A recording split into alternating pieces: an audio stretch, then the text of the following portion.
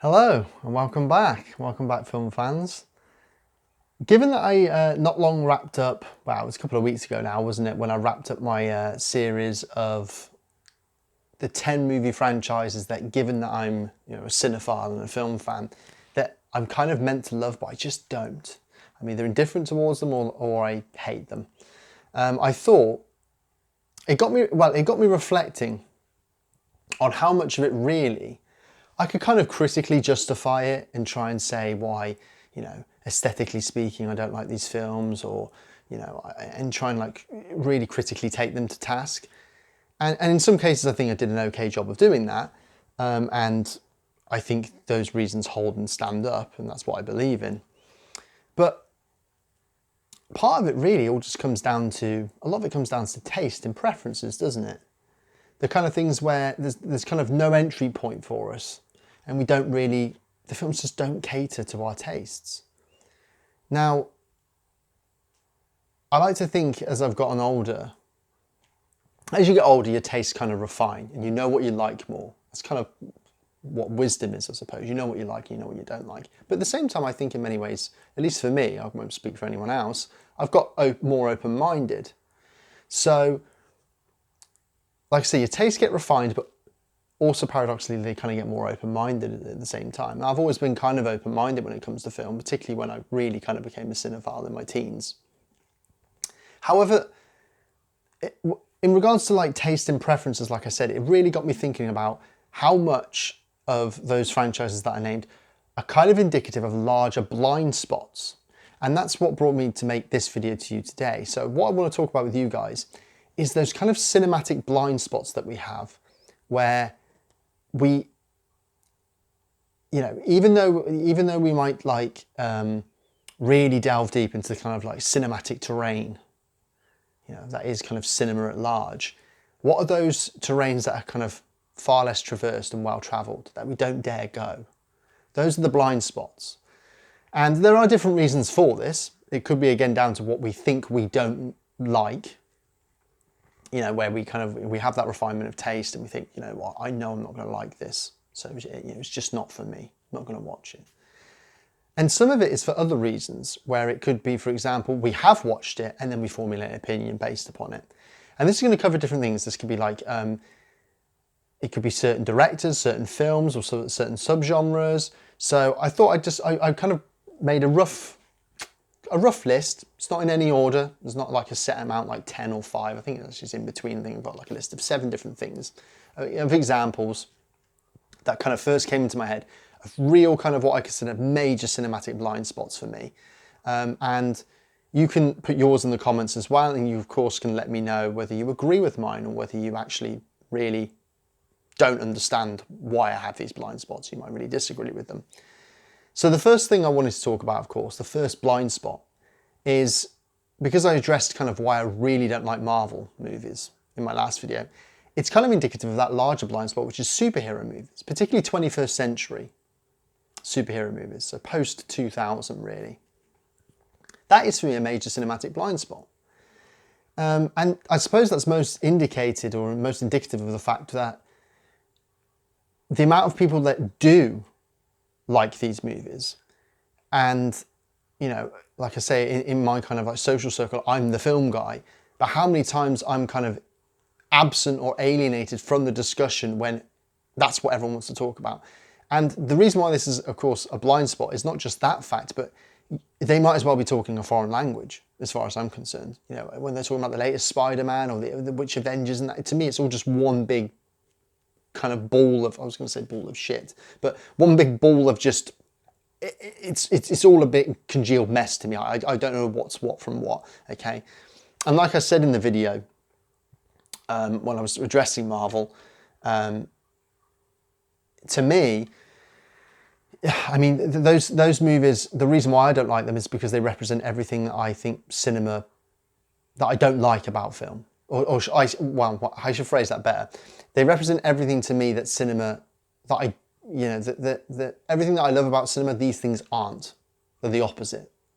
That's aesthetically, thematically, politically, genre-wise, just everything about them, commercially, institutionally, what they stand for, what they don't stand for, whatever. I hate them. Okay, and so, like I say, nothing makes me feel more alienated from contemporary movie discussion than Marvel cinema. So obviously it's a massive blind spot because there's so many of these movies I just haven't seen. And when they're kind of named as like major kind of cultural landmarks, it feels, you see them in like kind of the films of the year or the most successful films of the year. And in terms of discourse that most people talk about them, that's when I realise how much of a blind spot it is. So I kind of have to name that as being one, really. But let's talk about these other ones that, might be major surprises to you that I haven't mentioned based upon the franchise video I didn't discuss at all. This next one's a really big one. And it's, again, kind of embarrassing to say, really. This video really is a kind of exercise in humility of where I say, I don't know everything about cinema. No one does. There are certain areas about cinema where I know pretty much little to nothing about. I don't want to say I don't know little to nothing about this, but in regards to the whole landscape and history of these kinds of films, I'm kind of really lacking. Again, particularly contemporary ones. And that's animation. I want to like animated films more. I want to be drawn to them innately more. But whenever I read upon a film, even no matter how critically well regarded it is, or how popular it is, or even kind of like what the plot is, even if I like what the film's about, if I see that it's animated, somehow unconsciously that's a bit of a stumbling block for me. And I'm suddenly in less of a hurry to see the movie. I don't quite know why that is. I mean, after all, aren't all movies animation, fundamentally speaking? They are, aren't they? So, I don't know what it is, really, about that. I don't know, I think it's something I've struggled with ever since being a teenager and an adult, really. I can't seem to view animated movies in the same way. That's not to say that I view all animated movies as kids' movies. There are adult animated movies, after all, of various kinds that address various different things. I've seen some of them. Okay, but I'm never in a rush to go and see them. And this includes everything, by the way, yes, including Studio Ghibli. That kind of major thing that is a major kind of crossover where, again, it's one of these assumed things that you've seen. If you say you're a cinephile or a film fan, oh, you must love Studio Ghibli, right? Actually, no. Actually, I don't really have an opinion on them one way or another. The last Studio Ghibli film I saw, embarrassingly, the most recent one, is Howl's Moving Castle. It's almost 20 years old now, that movie. That's the last one I've seen, from beginning to end. It's crazy, isn't it? And I get how revered that studio is, and the filmmakers, like Hayao Miyazaki, for example. And I've seen some of the older films, and I like them and I admire them, but I don't love them. And I don't find myself rewatching them. I'm not quite sure why or what it is. This doesn't just apply to anime, by the way, which, again, a lot of anime seems to kind of perplex me in some kind of way. Again, there's no real way in for me, it feels like. And Studio Ghibli should be that. That should be kind of the gateway into wider anime. But I don't know. I don't know what it is. But like I said, I don't mean to pick on just anime. We're talking about modern animated features in general here. And that can be anything from like something that has part animation. The Paddington movies I still haven't seen, for example. I saw the first hour of the first one, and I was meant to watch the rest the next day, and it got took off. I think I was watching on a streaming service. It got took off. Never caught the rest of it. And as a result, I've never seen the sequel. Even though I know they're highly regarded. Okay. And I was enjoying the first one, actually. I just, again, that compulsion, that urge, that sense of urgency of, oh, I need to finish this, I need to watch these movies, just isn't there. Or even, look at world, like anything from, say, The Triplets of Belleville is a highly regarded Belgian, I think it's Belgian or French, by Sylvain Chomet. Hadn't seen it. I've seen The Illusionist, the film that he did, which is kind of like a tribute to Jacques Tati, the French director. But I haven't seen Triplets of Belleville. I haven't seen Mary and Max. I haven't seen Suzume, the Japanese animated film that's not Studio Ghibli. Robot Dreams is another one. Persepolis, I think the Iranian animation. A lot of these are kind of landmark animation films in the last 20 years. I haven't seen any of them. So that's a major blind spot for me. which is quite shameful for me to admit. But like I say, this video is kind of me humbling myself. It is exercising humility. The next one, and this is a director, and it's not that I hate this director. I just don't understand the extent to his popularity at all. I just don't get it. I think I can try and understand, but again, it still doesn't equate to me why they're so popular. And that's Wes Anderson. Wes Anderson movies, I just don't get them. Again, it's not that I hate them, but I'm never in a rush when you know, people go, oh, have you seen the new Wes Anderson? He's one of these directors, I think.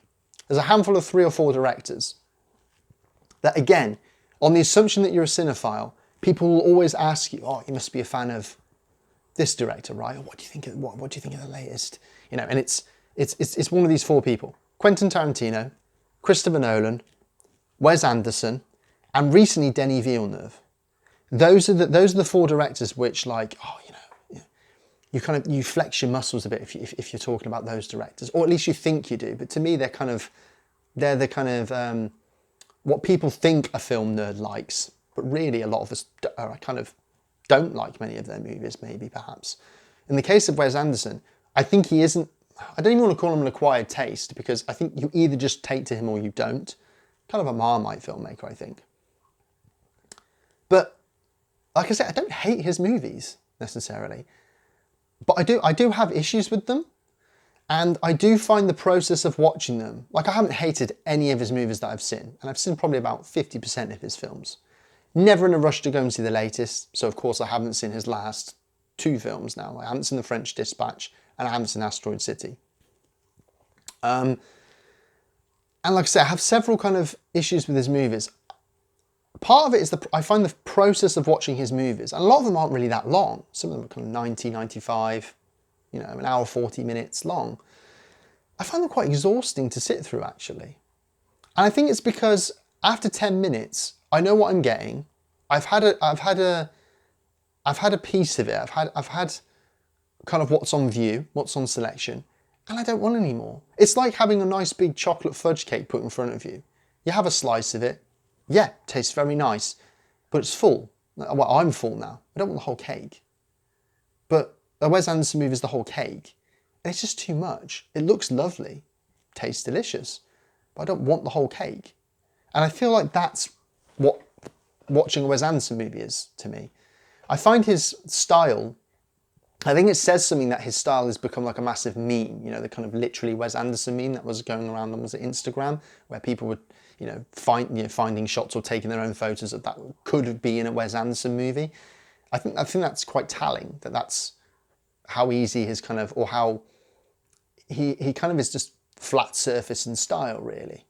And like I say, I find his movies quite exhausting to watch and oddly quite oppressive. I'm also baffled at the amount of great actors that want to work with him, because I feel like no one's performance matters in a Wes Anderson. You're a part of the furniture. That bothers me. So I get that he makes very utterly distinct movies, and people have the comfort of, you know, they know what they're getting with a Wes Anderson film. But to me, that's part of the problem, is I know exactly what I'm getting, like exactly what I'm getting. I'm going into part of kind of Andersonville, you know, part of his universe that he's kind of created, and kind of these, it's like a dollhouse, a miniature dollhouse, and he's created it all, and everything's so structured that I kind of want to scream, actually. I think those are some of my issues with his films. I've seen a couple over the last, I mean, I only caught up in the last few years with something like the Grand Budapest Hotel, which I actually rather liked. It's probably my favourite. Again, there's still elements about it, or the process of watching his films that I find quite daunting, oddly, of revisiting them. I find the whole thing quite exhausting. Another filmmaker that is kind of sacrilege for a cinephile not to like, okay, and this is a big one, you know, if you're a cinephile, you have to love this guy, right, because he's, you know, so important to the history of cinema, is Jean-Luc Godard. I've never been a fan of Jean-Luc Godard, and I should like Jean-Luc Godard for multiple reasons. One, because again, he's important to cinematic history. You know, he's a prolific filmmaker who made kind of wildly inventive, game-changing films. In fact, he's kind of the opposite to Wes Anderson in the sense of you kind of, in many ways, didn't know what you were getting with a Jean-Luc Godard film. He was always changing up on you, okay? And his career can be broken down into almost distinct phases as well. You know, you kind of have his digital phase later on. He kind of playing around with the video as well. Obviously, he had his formally experimental works in the 60s. Then he kind of like politically radical works from kind of like La Chinoise onwards. But there's not one Godard film I've seen. I've seen about a dozen of his films, which I know in the grand scheme of things, Godard was a very prolific filmmaker. It's not that many. But it's enough for me to kind of get a taste of Godard. And there's not one of his films I've loved. There's one film I really admire by him that I think is really interesting and I can kind of get a handle on. And it's actually kind of one of his more difficult works, I think, and that's Weekend from 1967. That film I like, and that film I have a bit of time for. But the rest of his films, I just don't get it. I just don't get it. Like these films that are considered top 100 all-time movies, like Le Mépris and Pierre Le Fou and Breathless, Alphaville, Two or Three Things I Know About Her. I've seen all these movies and I feel like I do not need to watch them ever again. Ever again. I recognise he's very important to the history of cinema and he was wildly inventive, but I think there's a snobbery and a snootiness about Godard. He makes films almost deliberately to obfuscate understanding as a means to point out his own superiority, I think. That's what it feels like. And, you know, no, I don't think any viewer likes being talked down to. Now, I get it. He's presenting a challenge where it's up to the viewer to bring themselves up to his level. I get that. But I think he does it in a way that's quite sneering and condescending, actually. And it's quite hard to, like, give a literal example of what I mean. It's just the kind of impression I get from his films. Even the kind of more playful, you know, genre playfulness of something like Alphaville or something, or Breathless. So that's another major kind of one for me. But at least it's not a blind spot in the sense I've seen quite a few of his classic films. This next one is, again, another major one. And I'm going to name two more directors, and they're kind of stand-ins for kind of how I feel about almost like a whole national cinema here. Okay, and there's two national cinemas I will go on to name. But the first one is two directors whom I've never seen a single one of their films. It's very embarrassing.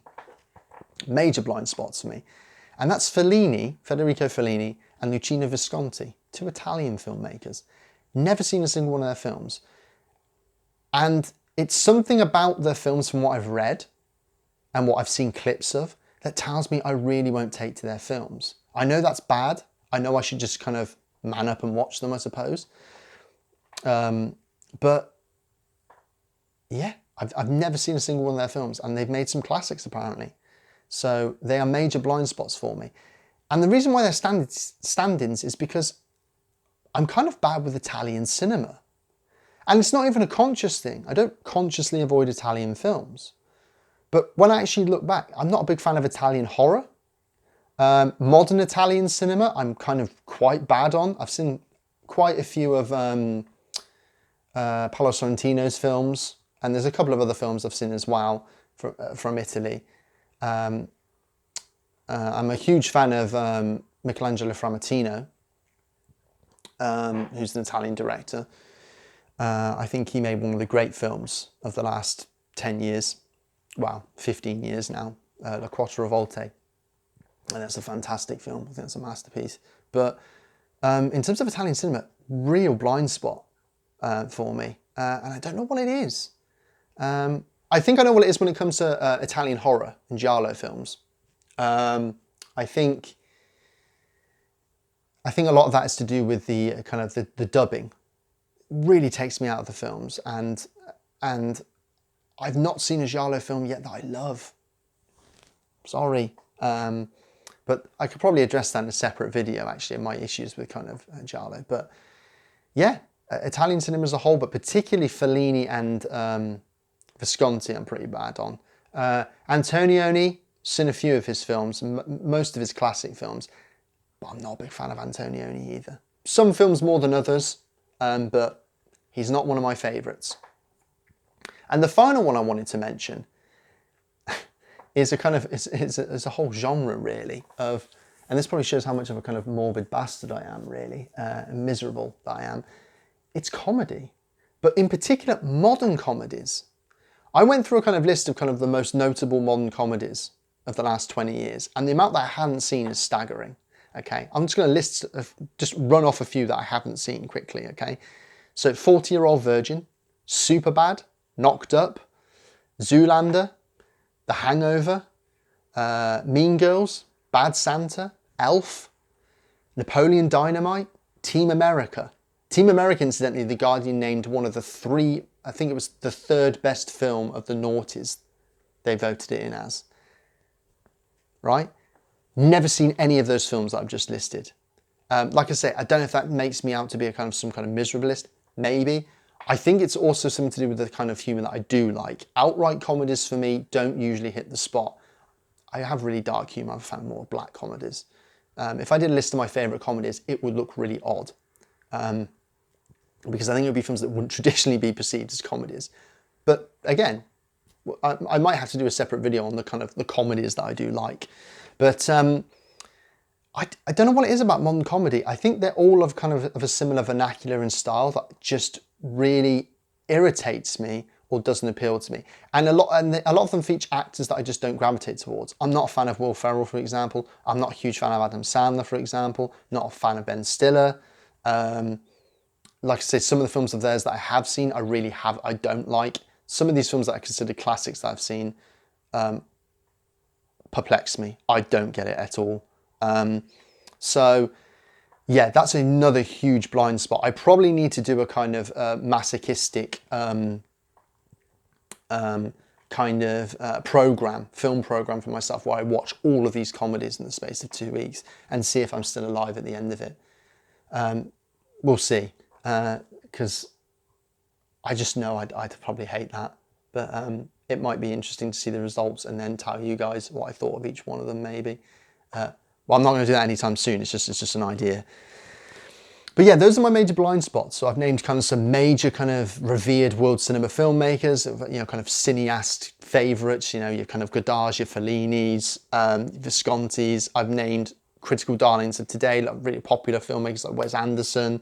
I've named entire kind of subgenres of like modern comedies and animation, and of course the superhero movie of today that I don't like at all. So yeah, that's a lot of blind spots that I've kind of put out there for you guys. So what do you think of them? What are your cinematic blind spots, your embarrassing omissions of kind of the cinematic terrain? Or the terrain that is kind of cinema, if you like. Where do you dare not go?